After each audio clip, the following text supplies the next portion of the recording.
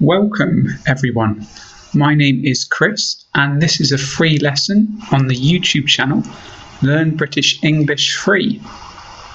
I'm sorry I haven't made many lessons recently. I've been moving to a new flat, that's why the background is different.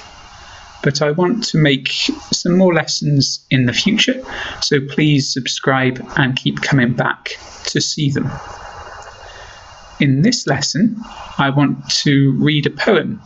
It was sent to me by Sylvia on Facebook, the British English page. Thank you, Sylvia.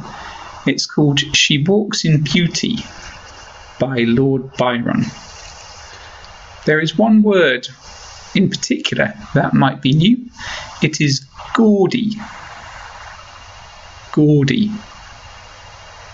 which means, when describing something visual, very bright in a negative way, too bright.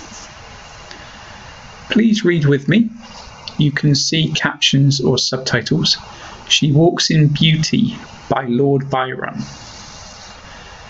She walks in beauty like the night of cloudless climes and starry skies, and all that's best of dark and bright meet in her aspect and her eyes, thus mellowed to that tender light which heaven to gaudy day denies.